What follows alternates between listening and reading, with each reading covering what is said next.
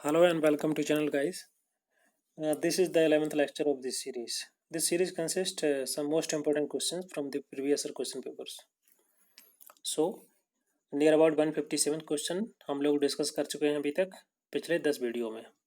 तो जिसने भी ये क्वेश्चन जो वीडियो नहीं देखे तो काइंडली आप प्लेलिस्ट जाके विजिट करें और वहाँ पर इसमें जो MCQ सीरीज के क्वेश्चन हैं उन सभी को आप वहाँ से देख सकते हैं, उनको वहाँ पर सॉल्व कर सकते हैं। तो इस वीडियो में हम लोग 20 क्वेश्चंस लेकर आए हैं और आज से आने वाली सभी वीडियो में हम लोग 20 क्वेश्चंस डिस्कस करेंगे और काइंडली आप लोग भी क्वेश्चन को सॉल्व कीजिएगा और क्वेश्चन को पॉज करके आप उसका आंसर लिख सकते हैं और लास्ट में जब 20 क्वेश्चंस सॉल्व हो जाएंगे तो आप उसको कमेंट बॉक्स में जाकर मेंशन कर सकते हैं कि आपके कितने क्वेश्चंस सही हुए हैं। और उसके अलावा अगर आपको कोई फीडबैक देना है तो आप उसको भी वहाँ पर कमेंट बॉक्स में जाके मेंशन कर सकते हैं। So let's start from question number 1. The first question: the directive principle of state policy is given under which part of Constitution? हमारे भारतीय संविधान में जो directive principle of state policy है, जिनको DPSP बोला जाता है, भारतीय संविधान के किस पार्ट में मेंशन है? फर्स्ट ऑप्शन दिया है पार्ट फर्स्ट, सेकंड में दिया है पार्ट सेकंड, पार्ट थर्ड या पार्ट फोर्थ। तो इस जब हम लोगों ने डिस्कस किए थे DPSP संविधान के चैप्टर में, तो वहाँ पर मैंने बताया था कि जो पार्ट फोर्थ है किसमें DPSP मेंशन है हमारे भारतीय संविधान के। So the right option is D. Now the next question is why which constitution amendment the word socialist and secular were added in the preamble. आपको बताना है कौन से कॉन्स्टिट्यूशन अमेंडमेंट के तहत हमारे प्रेम्बल में सोशलिस्ट और सेकुलर वर्ड को ऐड किया गया था। 4 ऑप्शन दिए हैं। फर्स्ट है 42nd amendment act of 1976। Now the second option is B, 42nd Amendment Act of 1978 and 43 Amendment Act of 1976 and 43 Amendment Act of 1978। तो इसके बारे में हम लोगों ने डिस्कस किया था इसी लेक्चर में, जो DPSP के बारे में डिस्कस किए थे, और जहाँ हम लोग प्रियम्बल के बारे में डिस्कस कर रहे थे तो वहाँ पर डिस्कस किया था कि जो 42nd अमेंडमेंट हुआ था 1976 का, उसमें प्रियम्बल में सोशलिस्ट और सेकुलर वर्ड को ऐड किया गया था। Right option is first. Now the next question is from which country the DPSP, जिसको directive principle of state policy बोलते हैं, इज बोरोड, कहाँ से किस संविधान से बोरो किए गए थे DPSP इसको। तो इसके बारे में भी डिस्कस किए थे इसी चैप्टर में, और जिसने भी वीडियो नहीं देखे वो जाके वहाँ काइंडली वहाँ जाके देख सकते हैं सभी वीडियो को संविधान के। तो आप बताइए इसका राइट आंसर कौन सा है। आई होप आपने इसका आंसर सोच लिया होगा।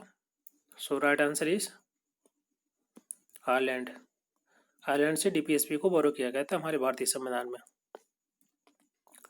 Now the next question, question number 4। The fundamental right of constitution is borrow from. हमारे भारतीय संविधान में जो फंडामेंटल राइट है हमारे संविधान में जो ऐड किया गया था, कौन से संविधान से, कुछ कंट्री के संविधान से उसको बोरो किया गया था। 4 ऑप्शन दिए हैं, USA, UK, France and Soviet Union. I hope इसका आंसर आपने सोच लिया होगा। So right answer is USA। USA के संविधान में, USA के संविधान से जो फंडामेंटल राइट थे उनको बोरो किया गया था हमारे संविधान में। Now the next question, question number 5। The fundamental duty of constitution is borrow from. जो हमारे भारतीय संविधान में फंडामेंटल ड्यूटी है उनको कहाँ से बोरो किया गया था, किस संविधान से, किस देश से। 4 ऑप्शन दिए हैं। पहला ऑप्शन है South Africa, second option Germany, then Japan and Soviet Union. I hope इसका आंसर आपने सोच लिया होगा and the right answer is Soviet Union. Soviet Union के संविधान से हमारे संविधान में जो फंडामेंटल ड्यूटी है उनको ऐड किया गया था। Now the next question is the federal system is borrowed from. हमारे भारतीय संविधान में जो फेडरल स्ट्रक्चर है, फेडरल सिस्टम है, उसको किस संविधान से, किस देश के संविधान से बोरो किया गया है। 4 ऑप्शन दिए हैं, Canada, UK, France and Soviet Union. I hope इसका आंसर आपने सोच लिया होगा। So right answer is Canada. Canada के संविधान से ही जो फेडरल स्ट्रक्चर है, फेडरल सिस्टम है, उसको बोरो किया गया हमारे भारतीय संविधान में। इसके बारे में हमने डिस्कस किया था DPSP में। उसके पहले जितना भी हम लोगों ने जो संविधान के लेक्चर्स लिए हैं आप वहाँ से जाके देख सकते हैं, जिसमें हमने बताया था feature of the Indian constitution.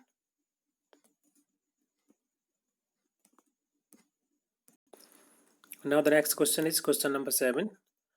Question number 7 में पूछा गया है कि parliamentary form of system is borrow from, जो हमारे जो पार्लियामेंट फॉर्म सिस्टम है उसको कहाँ से बोरो किया गया, किस संविधान से? Japan, UK, south Africa and Soviet union.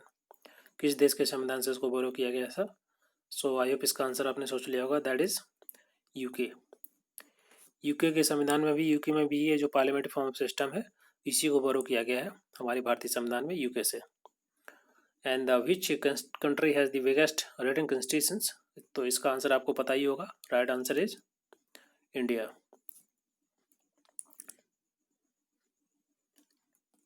Now the next question is what type of fundamental right is given to the Indian citizen by the Article 21st A of the Constitution? आपको बताना है जो article 21 है किससे related है. 4 option दिए हैं. Right to information, right to property, right to education और right to equality. So I hope इसका राइट आंसर आपने सोच लिया होगा. ये बहुत ही सिंपल है, इसके बारे में हम लोगों ने डिस्कस किया था. So that is option number C, right to education. Now question number 10. An unemployed person is one who, 4 option दिए हैं. आपको बताना है कि जो अनएम्प्लॉयड पर्सन होता है, जो बेरोजगार इंसान होता है, वो कौन है. Is able to employment but unable to get, जो काम कर सकता है बट वो उसको काम नहीं मिल रहा है, that is unable to employment. और question option number C, failed in the competitive examination. और ऑप्शन डी दिया है all of the above. So I hope इसका आंसर आपने सोच लिया होगा. सो राइट आंसर इज, जो बेरोजगार पर्सन वो होता है जो काम तो कर सकता है बट उसको काम नहीं मिल रहा है. So is able to employment but unable to get. First option is correct. Now the next question, question number 11. Who give the bio psychological theory of social disorganization? बताना है आपको. 4 ऑप्शन दिए हैं. कार्ल मार्क्स के द्वारा दी गई थी, या गोबिनिम के द्वारा ये थ्योरी दी गई थी, या सदरलैंड के द्वारा, या ऑगमन के द्वारा. सो आई होप इसका आंसर आपने सोच लिया होगा. So right answer is B, गोबिनिम के द्वारा ये थ्योरी दी गई थी. That is the bio psychological theory of social disorganisation. Now the next question, question number 12. The cultural lag approach was propounded by. 4 option दिए हैं. बताना है इस किस थिंकर के द्वारा ये कल्चरल लैग अप्रोच दी गई थी. बुगाडिस के द्वारा, ऑगबर्न, सोरोकिन और टर्नबी के द्वारा. So right answer is option number B, Ogburn के द्वारा ये थ्योरी दी गई थी.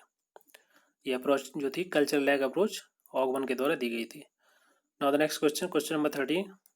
Who wrote the book social and the cultural dynamics? ये बुक किसके द्वारा लिखी गई? 4 ऑप्शन दिए हैं. Karl Marx, Talcott Parsons, Sorokin और ऑगबर्न. सो आई होप इसका आंसर आप कोई सोच लिया होगा. इसका right answer is option number C, Sorokin के द्वारा ये जो सोशल एंड कल्चरल डायनामिक जो बुक है उनके द्वारा लिखी गई थी. नाउ द नेक्स्ट, जितनी भी इसमें बुक्स या जो भी थ्योरी है इनको आप अलग से लिख सकते हैं याद करने के लिए. Now the next question, question number 14. Who among the following gave the functionalist theory of social changes? ये जो थ्योरी किसके द्वारा दी गई बताना है आपको. जो functionalist theory of social change, Karl Marx के द्वारा, या टैलकोट पियर्सन, सोरोकिन व ऑगबर्न के द्वारा. तो आई होप इसका आंसर आपने सोच लिया होगा. Right answer is Talcott Parsons के द्वारा ये फंक्शनलिस्ट थ्योरी दी गई थी ऑफ सोशल चेंजेस की. Option number B is correct. Now the next question, question number 15. Who among the following gave the conflict theory of social change? अब ये जो सोशल चेंज को लेकर के जो कॉन्फ्लिक्ट थ्योरी दी गई थी किसके द्वारा दी गई थी? कार्ल मार्क्स के द्वारा, टैलकोट पियर्सन, सोरोकिन और ऑगबर्न के द्वारा. So right answer is Karl Marx के द्वारा. कार्ल मार्क्स के द्वारा ये थ्योरी दी गई थी, conflict theory of social change. Question number 16. Who asserted that the all history is the history of class conflict? किसके द्वारा ये बोला गया था कि जो ऑल हिस्ट्री है is the history of class conflict की ही पूरी हिस्ट्री है. So that is Emile Durkheim, Talcott Parsons, Max Weber और Karl Marx. So right answer is option number D, Karl Marx के द्वारा दी गई थी. Now the next question, question number 17. The concept of primary and secondary group has been propounded by, किसके द्वारा जो primary और सेकेंडरी ग्रुप का जो कंसेप्ट है लाया गया था, that is Bogardus, Ogburn, Sorokin और C.H. Cooley. So right answer is, I hope इसका आंसर आपने सोच लिया होगा. So right answer is C.H. Cooley के द्वारा ये जो कंसेप्ट था प्राइमरी और सेकेंडरी ग्रुप का दिया गया था. Now question number 18. ग्लोबलाइजेशन का मतलब क्या होता है? 4 ऑप्शन दिए, आपको बताना है कि जब प्रमोशन ऑफ इंटरनेशनल कोऑपरेशन, या tolerance for one another nation state, या option C the opening of the economy for all the national state of the world. And option number D दिया है settlement of disputes between nation states through mediation of the United Nation and its various organisation. So I hope ये इसका answer आपको पता होगा. That is very simple question. So I hope इसका answer सोच लिया होगा. That is opening of the economy for all the Nations state of the world. सभी देशों को, दुनिया के जितने भी देश हैं सबको सबको ओपन करना अपनी इकोनॉमी में, कि कोई भी यहाँ इन्वेस्ट कर सकता है. इसको बोलते हैं ग्लोबलाइजेशन. ना question number 19. Welfare state is the creation of. आपको 4 ऑप्शन दिए, बताना है किस टाइप की इकोनॉमी का जो है welfare state as the creation of. कौन सा, कैपिटलिस्ट इकानमी, या सोशलिस्ट इकानमी, या कम्युनिस्ट इकानमी, और या चारों, या तीनों, जो तीनों ऑप्शन दिए हैं. तो सही आंसर बताना है. सो राइट आंसर इज